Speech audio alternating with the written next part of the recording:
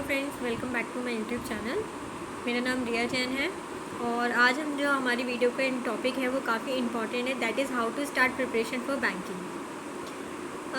देखिए, आज ये जो वीडियो है ये जो नए एस्पिरेंट्स हैं उनके लिए तो काफ़ी बेनिफिशियल रहेगा ही, क्योंकि उनको एक आइडिया मिल पाएगा कि हमें स्टार्ट करना है तो कहाँ से स्टार्ट करना है, किन टॉपिक्स कहाँ से प्रिपेयर करना है, किन टॉपिक्स को प्रिपेयर करना है।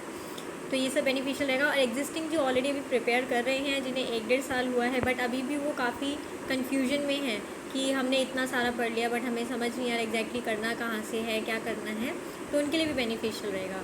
तो आप थ्रू आउट द वीडियो हमारे साथ बने रहिएगा। अच्छा, ये जो मैं जो भी आपके साथ सोर्सेज को शेयर करूँगी या जिन भी बुक्स के बारे में आपको बताऊँगी, ये मेरे एक्सपीरियंस के बेसिस पर है कि किस तरीके से मैंने अपना IBPS PO का एग्ज़ाम 2019 का फर्स्ट अटैम्प्ट में क्लियर किया था। मैं 2018 BCom ऑनर्स ग्रेजुएट हूँ, तो उसके बाद 2019 का मेरा फर्स्ट अटैम्प्ट था जो कि क्लियर हुआ था। तो ये सब मैं एक्सपीरियंस के बेसिस पे ही बताऊँगी। तो चलिए हम शुरू करते हैं आगे का। देखिए, अब हम इस वीडियो में एक इम्पॉर्टेंट बात ये और है जो मैं आपको बताना चाहूँगी कि कभी भी चाहे एग्ज़ाम कोई सा भी हो, हमें सबके लिए हमेशा सब कुछ नहीं प्रिपेयर करना होता है। हमें बहुत ज़्यादा इम्पॉर्टेंट है कि हम सिलेबस को समझें, उसके अकॉर्डिंग वो जिस टॉपिक को हमें पढ़ना है वो हम किस सोर्स से बेस्ट हम समझ सकते हैं। ये बहुत इंपॉर्टेंट चीज़ है। तो हम अपनी पूरी वीडियो में सब कुछ डिस्कस करेंगे। तो देखिए, सबसे पहले हम बात करते हैं कि किन किन सब्जेक्ट्स को हमें पढ़ना है, किन किन सब्जेक्ट। चाहे देखिए, पूरे साल में 3 तरीके से गवर्नमेंट बैंक की अगर मैं बात करूँ तो एग्ज़ाम 3 तरीके से कंडक्ट होता है। पहला आपका सबसे पहले स्टार्ट होता है, वो होता है आपका SBI PO, SBI clerk, then आपका RRB PO, RRB clerk, and last में होता है IBPS PO और IBPS क्लर्क। IBPS PO और IBPS क्लर्क में 12 PSBs, जिसमें से SBI इंक्लूड है, उसको हटाकर 11 PSBs के एग्ज़ाम इंक्लूड होते हैं। ठीक है, तो इन सभी में चाहे एग्ज़ाम ये सब तीनों अलग अलग एग्ज़ाम कंडक्ट करवाते हैं, पर जो इन सब में सब्जेक्ट होते हैं वो 4 कॉमन होते हैं। आपका सबसे पहला आता है इंग्लिश लैंग्वेज, नेक्स्ट होता है आपका data analysis and quantitative aptitude, उसके बाद आता है आपका reasoning ability and computer ability, and उसके बाद आता है आपका general economy and banking current affairs. ठीक है, तो अब हम शुरू करते हैं सब्जेक्ट वाइज। हम देखते हैं कि सब्जेक्ट वाइज क्या टॉपिक्स आते हैं मेनली एग्ज़ाम में और उन टॉपिक्स को हमें कहाँ से स्टडी करना है।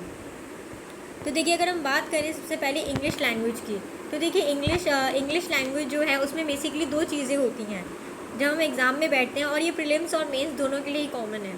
देखिए, जब भी हम बात करते हैं इंग्लिश लैंग्वेज की, तो इंग्लिश लैंग्वेज आपका 2 पोर्शन में बटा हुआ है। पहला आपका जो एग्ज़ाम है उसमें पोर्शन में आता है आपका इंग्लिश में आता है आपका रीडिंग कॉम्प्रीहेंशन, और दूसरा होता है बेसिक ग्रामर बेस्ड क्वेश्चन।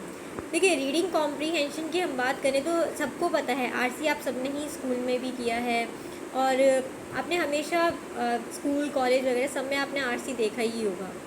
दूसरे आते हैं आपके basic grammar based questions. Basic grammar based questions आपके हो गए, एरर फाइंडिंग हो गया आपके फिलर्स हो गए आपके, और आपके जंबल सेंटेंसेस हो गए। ये सब बेसिक क्वेश्चंस ग्रामर बेस्ड होते हैं जो उसमें आते हैं।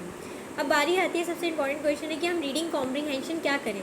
अच्छा देखिए, मोस्टली स्टूडेंट्स का सबसे बड़ा प्रॉब्लम ये होता है कि हमें इंग्लिश नहीं आती, हम हिंदी मीडियम से पढ़े हुए हैं, या हमें ये नहीं मालूम कि हम इंग्लिश में हम मॉक्स में परफॉर्म नहीं कर पा रहे, हम एग्ज़ाम कैसे दें, इंग्लिश में क्या पढ़े, कौन सी बुक है, ऐसा कुछ बता दो कि इंग्लिश हमारा फटाफट से हो जाए। तो देखिए, ऐसा कुछ भी नहीं होता है। इंग्लिश एक लैंग्वेज है, और सबसे इम्पॉर्टेंट बात आपको जो समझने की कि लैंग्वेज कभी भी एक दिन में नहीं सीखी जा सकती। आप ये सोचें कि हम 4 घंटे वो वाली बुक्स पढ़ लेंगे या 4 घंटे हम उनकी वीडियोस देख लेंगे आपको इंग्लिश आ जाएगी, तो कभी नहीं हो सकता, कभी भी नहीं हो सकता। लैंग्वेज को समझने में, सीखने में टाइम लगता है। बट हाँ, जो हम एक काम कर सकते हैं वो है कि हम एग्ज़ाम बेस्ड हम सीख सकते हैं, कि जितना हमारा एग्ज़ाम क्लियर करने के लिए सफिशिएंट है उतना सीख सकते हैं। देखिए, इंग्लिश हमने एज अ सब्जेक्ट हमेशा स्कूल में पढ़ा ही होता है, कहीं ना कहीं हमने पढ़ा ही होता है, तो थोड़ा बहुत आइडिया हमें होता ही है, और उतना ही आइडिया सफिशिएंट है बैंक के एग्ज़ाम को क्लियर करने के लिए, स्पेशली अगर मैं बैंक के एग्ज़ाम्स की बात करूँ। तो देखिए, अगर हम बात करें रीडिंग कॉम्प्रीहेंशन आपका कैसे स्ट्रॉन्ग होगा, किस तरीके से होगा, तो उसका तो देखिए, अब हम एक बार शुरू करते हैं। देखिए, रीडिंग कॉम्प्रीहेंशन अगर हम बात करें तो देखिए, रीडिंग कॉम्प्रीहेंशन के लिए सबसे रिलायबल और सबसे बेस्ट सोर्स आपका सिर्फ और सिर्फ न्यूज़पेपर है। आपको कोई कितना भी कहे आप ये खरीदिए, आप ये RC का उस ऐप से RC का ट्राई करिए या उस जगह से ट्राई करिए, ऐसा कुछ भी नहीं है।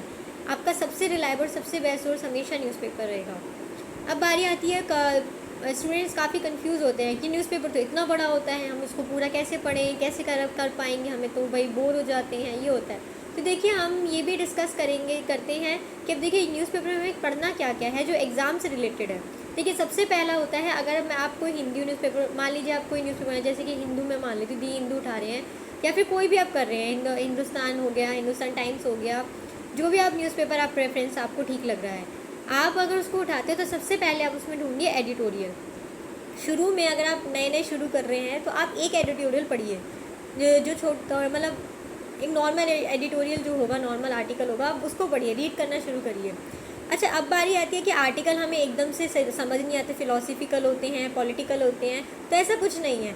आप चाहे तो फिलोसफिकल और पॉलिटिकल को छोड़कर अपना इंटरेस्ट के एरिया का, मान लीजिए आपको स्पोर्ट्स में इंटरेस्ट है, मान लीजिए आपको जैसे कि फ़ैशन वगैरह के जो उस टाइप के आर्टिकल्स होते हैं उनमें इंटरेस्ट है, उसको पढ़िए, पर पढ़िए, क्योंकि रीडिंग करना बहुत ज़्यादा इंपॉर्टेंट, जितना आप रीड करेंगे उतना ही आपको उसको समझने का तरीका समझ आएगा। क्योंकि एग्ज़ाम में कभी भी जो एग्ज़ाम में रीडिंग कॉम्प्रीहेंशन होता है वो कभी भी पहले से आपको नहीं मालूम होता है, इवन किसी को भी नहीं मालूम होता है। तो जब आप रीड करते हैं, आप उसको समझने की कोशिश करते हैं, आप थ्रू एक प्रोसेस, थॉट प्रोसेस आपका क्रिएट होता है। ये जो थॉट प्रोसेस है आपको रियल एग्ज़ाम में बहुत हेल्प करेगा। आप यहाँ चीज़ों को समझेंगे, कोशिश करेंगे उनको। आपको भले ही आप मान लीजिए आप कोई नया एडिटोरियल पढ़ रहे हैं, आपको उसमें वोकैब नहीं समझ आ रही है, बट आप कनेक्ट करने की कोशिश करेंगे कि ये जो वर्ड है ये इस सेंटेंस में किस रेफरेंस से कहा जा रहा है, तो आप उसका मीनिंग खुद ब खुद सोचेंगे। तो ये एक थॉट प्रोसेस क्रिएट होता है जो कि आपको रियल एग्ज़ाम में हेल्प करेगा। ठीक है, तो आप सबसे पहले अब जब न्यूज़पेपर पढ़े तो एडिटोरियल रीडिंग ज़रूर करिए, भले ही एक करें स्टार्टिंग में, धीरे धीरे करते करते आप 1 से 4 पे भी पहुँचेंगे। और कोशिश करिए कि रीडिंग स्टार्टिंग में रीडिंग आप आराम से करिए, देखिए धीरे धीरे आप उसको पढ़िए, उसको समझिए। बट जैसे जैसे आपको टाइम बीतेगा, जैसे जैसे 1-2 महीने में आप जल्दी जल्दी इसको पढ़ना भी सीखेंगे और उसको अंडरस्टैंड भी कर पाएंगे। ठीक है, नेक्स्ट आता है, आप सबसे अगर आप मान लीजिए आप शुरू कर रहे हैं और अब आपको पढ़ते हो थोड़ा सा टाइम हो चुका है, 10-15 डेज आपने दिए हैं, तो आप एडिटोरियल के बाद नेक्स्ट आप जाइए बिजनेस पेज पर। देखिए बिजनेस पेज का फ़ायदा क्या होता है, एज आप बैंकिंग एक्सपीरियंस हैं तो आपको इकनॉमी, बिज़नेस की ज़रूरी है कि आपको इन सब चीज़ों की खबर हो। देखिए मैं मानती हूँ बिज़नेस पेज पर काफ़ी सारे ऐसे वर्ड्स होते हैं, काफ़ी सारे ऐसे इस टाइप के कंटेक्स्ट होते हैं जो कि आपको ईजिली नहीं समझ आएंगे, बहुत डिफरेंट चीज़ होती है। पर उसका फ़ायदा देखिए क्या होता है, जब आप रियल एग्ज़ाम में बैठते हैं या फिर जब आप जीके कर रहे होंगे तो आप कई सारे नए टर्म से गो थ्रू होंगे, आपको लगेगा ये एकदम से नया क्या आ गया, एकदम से क्या हो गया। बट जब आप न्यूज़पेपर पढ़ेंगे ना, तो आप अगर आपने न्यूज़पेपर वो चीज़ पढ़ी होगी, आप इंटरेस्ट लेंगे, आपको लगेगा ये नया क्या है, आप उसको सर्च करो, आप गूगल पे देखो, आप जगह जगह चीज़ें देखो। फिर जब आप उसके बाद जीके पढ़ोगे या जब करंट अफेयर्स के बारे में करोगे रीड, तो आपको उसमें बहुत हेल्प होगा कि हाँ ये तो मैंने न्यूज़पेपर में देखा था, मैंने इसके बारे में पढ़ा था, तो आप उस चीज़ को और बेटर समझ पाओगे। और देखिए जो चीज़ हम लर्न करते हैं हम भले उसे 4 दिन बाद भूल जाएं, लेकिन जो चीज़ हम समझ के करते हैं वो हमें ज़िंदगी भर भी याद रह सकता है। ठीक है, तो वैसे इसलिए न्यूज़पेपर में आप बिज़नेस पेज को एक बार गो थ्रू करने की कोशिश करिए, सारा नहीं बट एटलीस्ट आप मेन हेडिंग्स को ज़रूर पढ़िए। और अगर उसमें आपको कुछ लग रहा है कुछ नया है, जैसे कि मान लीजिए एक आईपीओ के बारे में लिख कर आया है, अब आपको नहीं मालूम आईपीओ क्या होता है, किस तरीके से होता है, बिडिंग प्रोसेस क्या होता है, तो आप इसके बारे में गूगल करिए। इससे क्या होगा, आपको एक आइडिया लगेगा कि अच्छा, अरे अब नेक्स्ट अगर मान लीजिए आपके एग्ज़ाम में आईपीओ से रिलेटेड ही कोई एडिटोरियल, कोई रीडिंग कॉम्प्रीहेंशन आ गया, तो आपको लगेगा हाँ मुझे इसके बारे में पता है ये क्या होता है, तो आपको एक हेल्प मिलेगा। ठीक है, नेक्स्ट आता है वोकैब। देखिए जब भी आप एडिटोरियल पढ़ें, आप बिजनेस पेज पढ़ें, आप कुछ भी पढ़ें उसमें न्यूज़पेपर में, जो भी आपको वर्ड लग रहा है ये नया है, मुझे नहीं आता है, मुझे नहीं मालूम इसका मीनिंग क्या है, आप उसको गूगल तो करिए, साथ साथ उसको एक ऐप है मैरियम वेबस्टर के नाम से, आप उस पर अपना वर्ड डालिए और उसको सर्च करिए, पर साथ साथ उसको नोट डाउन भी करिए। नोट डाउन का देखो फ़ायदा क्या होता है, देखो एग्ज़ाम जो होता है वो हमेशा करंट बेस्ड होता है, ऐसा कभी नहीं है कि आपने बहुत सारे वो लोग रिपीट वर्ड्स करते हैं, ऐसा कभी नहीं होता। ये बैंकिंग एग्ज़ाम से स्पेशली, बैंकिंग एग्ज़ाम में ये चीज़ रिपीट नहीं करते कभी भी। तो जो वोकैब होता है ये मोस्टली प्रेफर करते हैं जो रीसेंट टॉपिक्स चल रहे हैं न्यूज़पेपर में जो भी आए हैं उसी में से चूज़ करें। ठीक है, तो इसलिए न्यूज़पेपर की वोकैबलरी आपको रियल एग्ज़ाम में काफ़ी हेल्प करेगी। नेक्स्ट आता है, अगर हम बात करें कि बेसिक ग्रामर कहाँ से करना है, देखिए तो अगर हम बेसिक ग्रामर की बात करें तो देखिए बेसिक ग्रामर के लिए मैं प्रेफर करूँगी नीतू सिंह की बुक। नीतू सिंह की एक नॉर्मल एसएससी के बच्चे जो तैयारी करते हैं उनके लिए एक नॉर्मल बुक आती है, उसका देखिए फ़ायदा क्या है, अगर मैं बैंकिंग एग्ज़ाम्स की बात करूँ तो यहाँ पे आपसे ग्रामेटिकल बेस्ड बहुत कम होता है पोर्शन। अगर मैं मेन स्पेशली अगर मैं मेंस की बात करूँ तो मेंस में आपको ग्रामर मुश्किल से 40 में से आपको 5 या 10 मार्क्स की देखने को मिलेगी। अपार्ट फ्रॉम दिस 5 से 10 मार्क्स हटाने के बाद जो रिमेनिंग पोर्शन बचता है 30 से 35 मार्क्स है, वो सारा का सारा रीडिंग कॉम्प्रीहेंशन बेस्ड होता है। और अगर मैं प्रीलिम्स की बात करूँ तो प्रीलिम्स में भी आपको 15 मार्क्स का कम से कम 30 मार्क्स का जो पेपर होता है 15 मार्क्स का रीडिंग कॉम्प्रीहेंशन, 15 मार्क्स का बेसिक ग्रामर है। और बेसिक ग्रामर वाकई में बहुत ज़्यादा इजी होती है, कैजुअल होता है, मतलब नॉर्मल आप इजीली उसको हैंडल कर सकते हैं। अगर आपका अगर मतलब इवन मैं कहूँगी अगर आप नीतू सिंह की बुक से प्रिपेयर करना स्टार्ट करते हैं और धीरे धीरे इसके जो बेसिक कंसेप्ट्स हैं, टेंसेस को जानना या फिर जो आपके मॉडल्स हैं उनको यूज़ कहाँ पे करना है, किसके साथ फर्स्ट फॉर्म आनी है, इसके थर्ड फॉर्म आनी है, इतना इनफ है, ठीक है, बेसिक ग्रामर को कंप्लीट करने के लिए। और दूसरा जो इम्पॉर्टेंट है, देखिए अगर मैं प्रीलिम्स की स्पेशली बात करूँ तो प्रीलिम्स में सबसे ज़्यादा जो इंग्लिश में सबसे अच्छा स्कोर करने का जो बेस्ट तरीका है वो सबसे अच्छा आपको फ़ायदा देगा मॉक एनालिसिस। देखिए जब भी हम प्रीलिम्स की बात करें तो प्रीलिम्स में मॉक ज़रूर दीजिए। मॉक्स आप देंगे, आप उसमें इंग्लिश के बहुत सारे नए नए टर्म से गो थ्रू होंगे, आप मॉक से एनालिसिस करेंगे, आपको मालूम पड़ेगा अच्छा यहाँ पे ये पॉइंट्स है, इनको इस टाइप के फिलर्स, जैसे फिलर्स हो गए, अब आपको नहीं मालूम कि फिलर्स में अटेम्प्ट कैसे करना है, या मैच दी कॉलम्स हो गए, ये सब आपको मॉक से बहुत हेल्प मिलता है। मॉक में आप करेंगे, आप समझ पाएंगे, उस चीज़ को अंडरस्टैंड कर पाएंगे, ठीक है।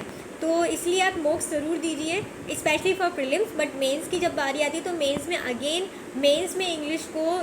इंग्लिश में नंबर लाने का सिर्फ और सिर्फ एक ही तरीका है, और वो है editorial reading, that is newspaper is the only source for mains.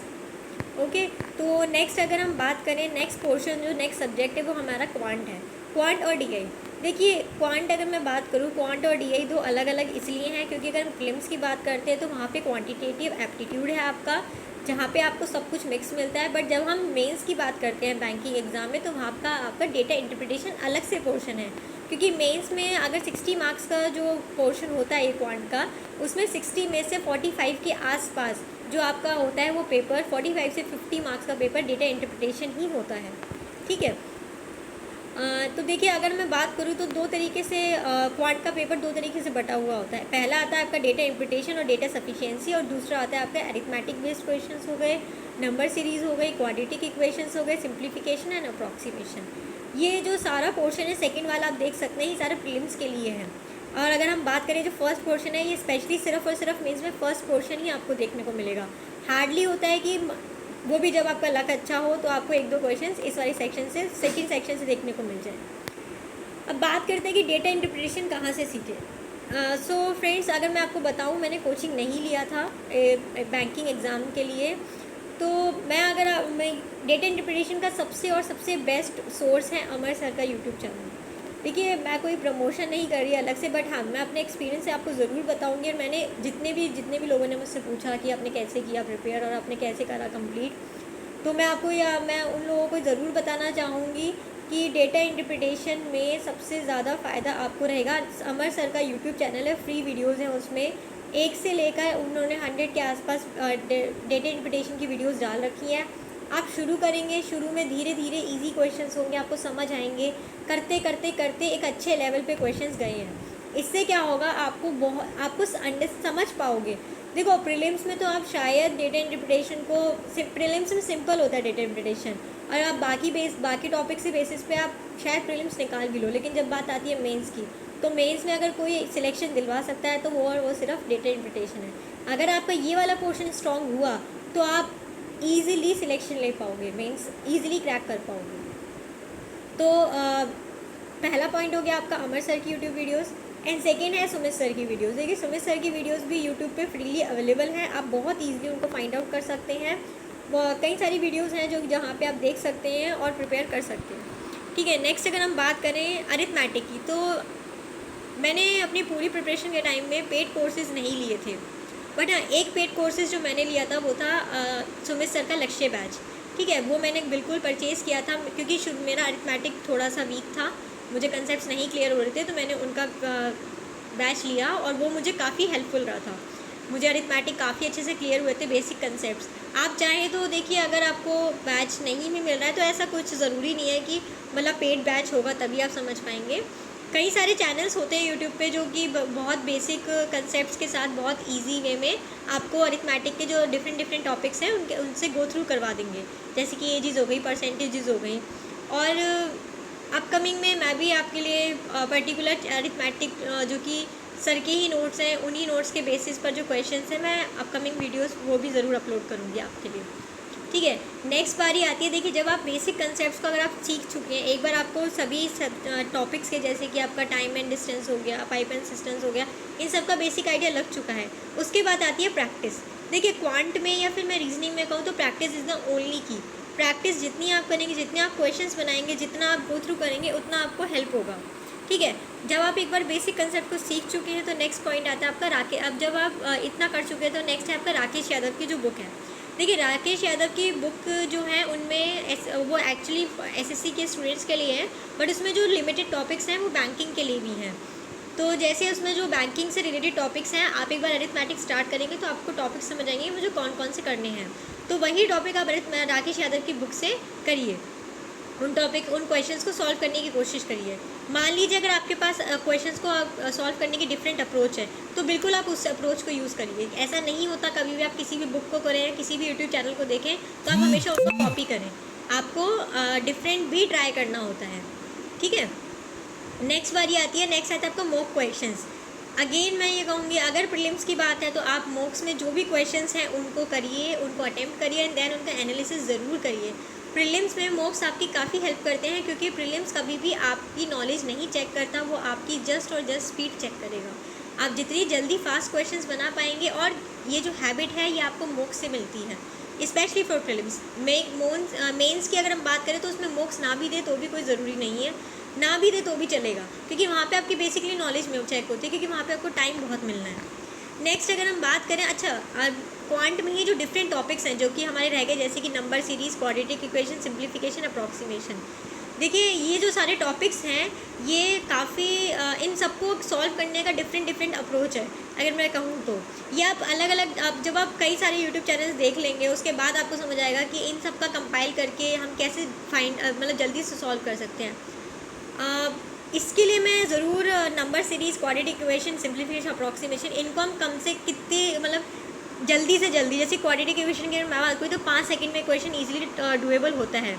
अब आप कहेंगे 5 सेकंड में कैसे हो सकता है, तो मैं इसके ऊपर वीडियो अपलोड करूँगी ताकि उसमें आप देख सकें कि इसका शॉर्ट ट्रिक क्या होता है, किस तरीके से हम फटाफट से प्रीलिम्स में इन सब टॉपिक्स को अटेम्प्ट कर सकते हैं और जल्दी से इन क्वेश्चन को ख़त्म कर सकते हैं। ठीक है, तो बाकी आप चाहें तो डिफरेंट यूट्यूब चैनल से गो थ्रू कर सकते हैं इनका। तो खैर, नेक्स्ट आता है अगर बात करें रीजनिंग की, क्योंकि मैंने जो इन टॉपिक्स को प्रिपेयर किया था, अगर मैं आपको बताऊं स्पेशली इनमें, तो मैंने टॉपिक्स के लिए अलग अलग वीडियो गो थ्रू किया था यूट्यूब चैनल से, देन उसके बाद कंपाइल किया था कि हाँ कैसे कम टाइम में किया जा सकता है। देखिए, अप्रोचेस सबकी अलग अलग होती हैं, पर हमें देखना होता है कि हमारे लिए कौन सी बेस्ट सूटेड है। नेक्स्ट अगर हम बात करें रीजनिंग की, तो रीजनिंग में देखिए, रीजनिंग में अगेन रीजनिंग 2 पोर्शन में बटा होता है। पहला होता है आपका प्रॉपरली पजल्स का, और सेकंड आता है आपका मिसलेनियस टॉपिक्स का। सो अगर हम बात करें प्रीलिम्स की बात करें तो प्रीलिम्स में अगेन दोनों ही इक्वली वेटेड होते हैं, पर जब हम बात करें मेंस में, तो मेंस में पजल्स का ज़्यादा वेटेज होता है। अगर हम बात करें कि पजल्स कहाँ से करनी है और मिसलेनियस जो टॉपिक्स हैं इनका क्या करना है, देखिए पजल्स के लिए मैं आपको, अगर यहाँ पे मैंने कुछ यूट्यूब चैनल के नाम बताए हैं पजल्स के लिए, जैसे कि पहला हो गया आपका इन्फिनिटेसिमल। ये आपने बहुत कॉमन सुना होगा, हर जगह आपने इसके बारे में पढ़ा होगा, और इनकी जो स्टार्टिंग की वीडियोज़ हैं आप ज़रूर देखिएगा कि क्वेश्चंस को अप्रोच कैसे करना है, अटेम्प्ट कैसे करना है, स्टार्ट कैसे करना है। और साथ ही साथ मेरिट साइन पर जो सर हैं वो भी काफ़ी अच्छा पढ़ाते हैं आपको, उनका भी आपको काफ़ी अच्छे से समझ आएगा। उनके क्वेश्चंस को अप्रोच करने का तरीका, कैसे अप्रोच करना है क्वेश्चंस को, स्टार्ट कहाँ से करना है, किस लाइन को उठाना है, ये सब समझ आएगा। अच्छा गाइज़, मैंने अपनी प्रिपरेशन के टाइम में हालांकि 1-2 सर और थे, उनसे भी प्रिपेयर किया, जैसे राधे सर हैं और पुनीत सर हैं, अड्डा पे थे अवेलेबल, तो इनके थ्रू मैंने इनके भी वीडियोस देखे थे काफ़ी। बाकी मैंने जब थोड़ा सा आगे और प्रिपेयर करा था तो उसके बाद मैंने अनअकैडमी पे सर हैं एक, काफ़ी फेमस है, अंकुश लामा, उनकी वीडियोस भी काफ़ी अच्छी हैं। मतलब आप वो प्रेफरेबल हैं कि आप वहाँ से अगर क्वेश्चंस को प्रैक्टिस करते हैं और उनके अप्रोच को देखें और सीखें। काफ़ी अच्छा है वो भी। नेक्स्ट अगर मैं बात करूँ कि बुक्स कौन कौन सी, अब सबको होता है कि हमें हमें प्रैक्टिस करनी है, बुक्स कौन कौन सी होनी चाहिए। देखिए सबसे पहला मैं ये नहीं कहूँगी बहुत सारी बुक्स की तरफ भागी, क्योंकि बुक्स में हमेशा आउटडेटेड होता है, एकदम से अपडेटेड जो रीसेंट एग्ज़ाम पैटर्न होता है वो आपको बहुत नोट करना होता है। अगर मैं नॉर्मली बात करूँ 2017 तक एग्ज़ाम पैटर्न डिफरेंट, और 2017 के बाद यानी 2018 से लेकर अभी तक एग्ज़ाम पैटर्न डिफरेंट चल रहा है।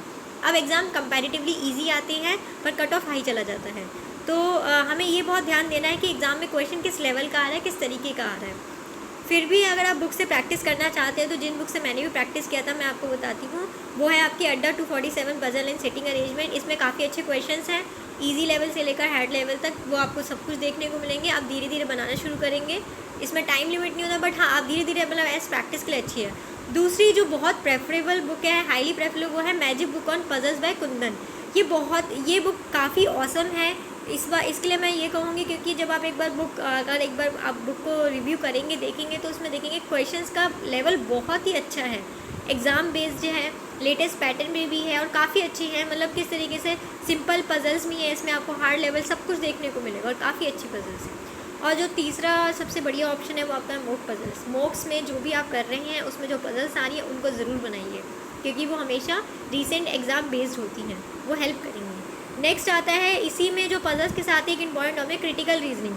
सबको डाउट होता है क्रिटिकल रीजनिंग, है काफ़ी आई नो बहुत क्रिटिकल टॉपिक ही है, कह सकते हैं, मतलब हर ईजिली सबको नहीं समझ आता।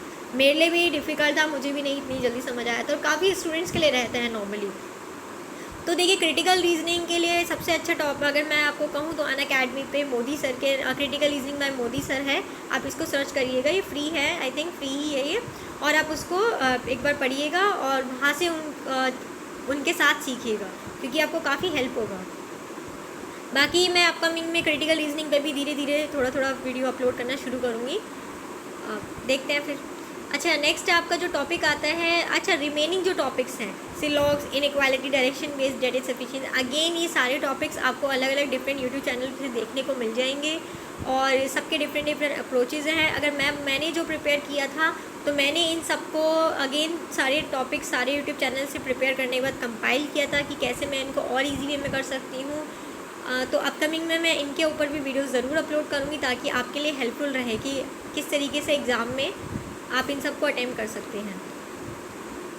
ठीक है, नेक्स्ट आता है हमारा जो इम्पोर्टेंट टॉपिक है वो है करंट अफेयर्स। तो अब बारी आती है करंट अफेयर्स कहाँ से करें, कैसे करें। करंट अफेयर्स बहुत सारा होता है, हो पाएगा नहीं हो पाएगा। ठीक है, करंट अफेयर्स अगर मैं स्पेशली बैंकिंग एग्ज़ाम के लिए करूँ और कि किस तरीके से हमें स्टार्ट करना है, अगर मैं आपको अपना पर्सनल एक्सपीरियंस बताऊँ, मैंने IBPS PO मेंस से जस्ट एक हफ्ते पहले करंट अफेयर्स करना स्टार्ट किया था और मेरा IBPS PO में 40 में से 23.75 स्कोर था मेरा उसमें GK पोर्शन में, करंट अफेयर्स के पोर्शन में।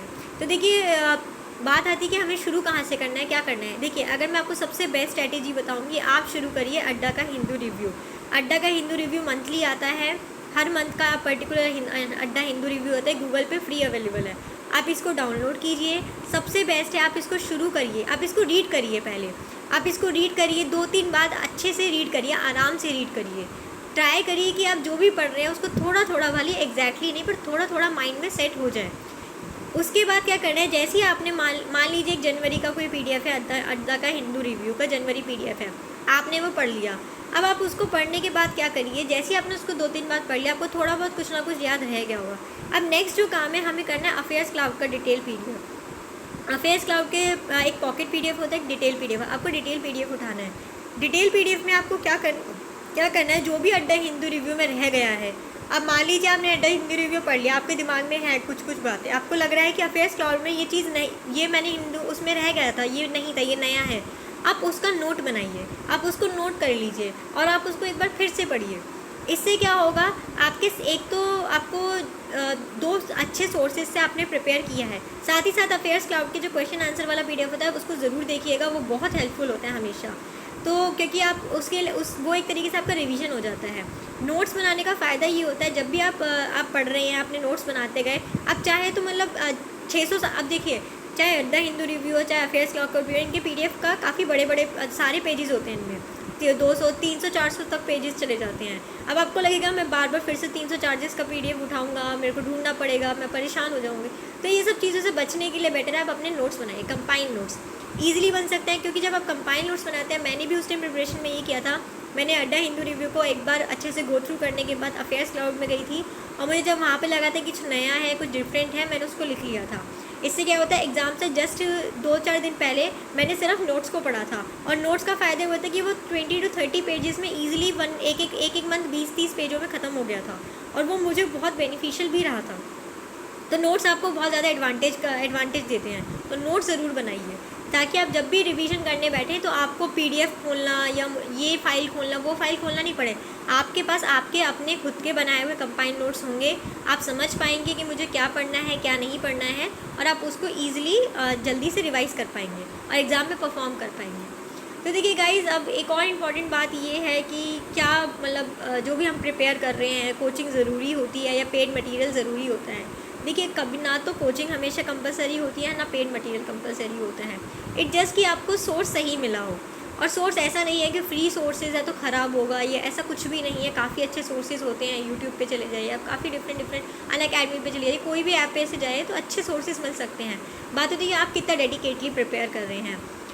अगेन एक इम्पॉर्टेंट बात, सब कुछ नहीं पढ़ना है, आप एग्ज़ाम बेस पढ़िए, आप एग्ज़ाम ज़रूर दीजिए। भले ही आपका सिलेक्शन आपको लग रहा है एग्ज़ाम मेरे लिए नहीं है या ये तुम्हें बहुत सीट कम है, उसका एडवांटेज होगा जितने आप एग्ज़ाम्स देंगे उतना आपको बेनिफिट मिलेगा। मैंने भी अपने इस 2018 के बाद मैंने एग्ज़ाम बहुत दिए, मैंने 20 से 30 एग्ज़ाम्स दिए। मैंने उसमें कोई ऐसा एग्ज़ाम नहीं था, चाहे वो इंश्योरेंस का हो, चाहे वो बैंकिंग का हो, चाहे सेंट्रल गवर्नमेंट का हो, जो मैंने नहीं दिया है। सब एग्ज़ाम दिए। उसका सबसे बड़ा एडवांटेज मुझे ये मिला कि मुझे एग्ज़ाम देना आया, मेरा जो एग्ज़ाम फियर था वो क्लियर हुआ, और किस तरीके से एग्ज़ाम को अटेम्प्ट करना है एक्चुअली जाके। देखिए, जब हम घर पे करते हैं हम बहुत ज़्यादा बेफिक्र होते हैं, हमें टेंशन नहीं होता है, बट जब रियल एग्ज़ाम में हम बात करें तो चीज़ें बहुत डिफरेंट होती हैं। वो सब चीज़ें आपको एग्ज़ाम देने पे ही समझ आएंगी। तो ये सब चीज़ों के बारे में आप ज़रूर ध्यान दीजिए कि हमें एग्ज़ाम ज़रूर देना, चाहे एग्ज़ाम कोई भी हो, कितनी भी वैकेंसीज़ हो, आप उसको दे के आइए, उससे आपको बहुत हेल्प मिलेगा। ठीक है, नेक्स्ट तो आई होप सो आपको इस वीडियो के थ्रू ये समझ आया होगा कि आपको किन सोर्सेज से कहाँ से क्या स्टार्ट करना है। तो बाकी हम टॉपिक वाइज मैं आपके लिए मेंस के लिए पर्टिकुलर और किस तरीके से अटेम्प्ट करना है, किस तरीके से किस एग्ज़ाम में कैसे परफॉर्म करना है, उसके मैं आगे अपलोड वीडियोस करती जाऊँगी। तो बने रहिएगा यूट्यूब वीडियोस के साथ, और सब्सक्राइब करना ना भूलिए। Okay, bye.